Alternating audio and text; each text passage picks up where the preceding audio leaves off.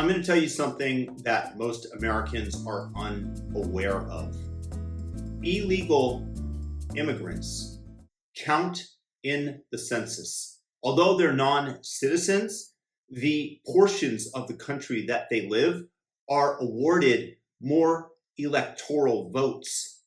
Thus, it shifts if you assume that most of the immigrants, which is the Democrat strategy, the Democrat way of viewing these immigrants, is that they are largely going to vote for Team Blue, especially when you're handing them out welfare checks, when you're giving them free food, free hotels. They're not coming here to start a life working for themselves necessarily. Many people are incentivized to stream across the border for the free paycheck given out by the Democrats.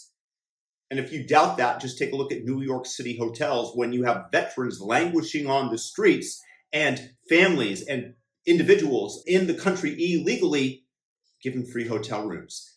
Does that ring fair to you as an American populace that we are spending our money on such people versus our own citizens? No, to many. This is why most people are in an uproar about it and why it's an albatross around the Democrats' neck. So why do they continue with these policies, and they're trying to blame it on the Republicans via the bill that they tried to codify into law, which essentially allows illegal immigration en masse, and they're framing it in a completely different manner and then saying because the Republicans turned it down that it's the evil Republicans' fault, that Joe Biden's hands are tied by the Republicans, despite the fact that everybody knows that Joe Biden has decided to open up the floodgates by revoking Trump policies from his administration that kept, for example, asylum seekers. If you come here for asylum, we'll adjudicate your claim on the other side of the border. You don't get let into America, be given free plane tickets anywhere, be allowed to board a plane without an ID, and then come back, hopefully, theoretically, a year later for your court date.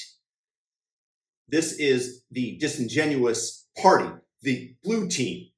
Now, when you have, once again, this counting in the census, this allows, for example, Gavin Newsom to claim that that immigration out of the state of California, which is largely compromised of high net worth individuals that got sick of seeing their tax rates rise dramatically while the quality of life there sunk with the homelessness, with the crime, which is the part of the Democratic agenda. This allows him to claim that the immigration out of California wasn't as large as it truly was because it's being taken up by the illegal immigrants. And of course, this shifts the voting power in Congress to the blue states, making it a virtual certainty that in the future, if the assumptions that the Democrats have is correct, that these people are going to vote for the Dems, that they are going to retain more power. So it is really at a near-term expense of a political hit to have the long-term advantage. The Great Replacement theory, sending in tons of brown people as they state, changing the demographics of America because they want supremacy in voting ongoing. They want to shift the country to the left, to the Elizabeth Warren version of the world, where everybody is taxed at a super high rate and where they get to indoctrinate your children in the universities and in the schools to the ideology that they want them to take on, which they are successfully doing, unfortunately.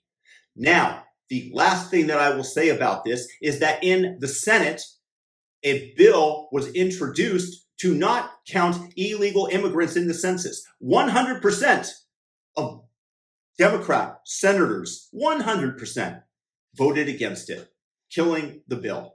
Why do you think that is? It's because it gives them an advantage to let this flood of illegals in. Now, you could also say maybe people are looking for individuals to fill low-paying jobs, thus depriving Americans of higher-paying jobs. But maybe there are some jobs that the immigrants will do that Americans won't, like picking strawberries in the field. That might be the case. So it's a happy confluence of events, and it definitely is the case that it gives the Democrats a huge advantage politically, which is why they allow it. And if you speak out against it, of course, they're going to call you racist, bigot, homophobe, whatever ad hominem that they can attach to you to get you to shut up. And they don't care because the only thing they care about is winning. And frankly, they're doing a pretty damn good job of it because it looks like Team Red is on the downslope, even though they have the moral high ground.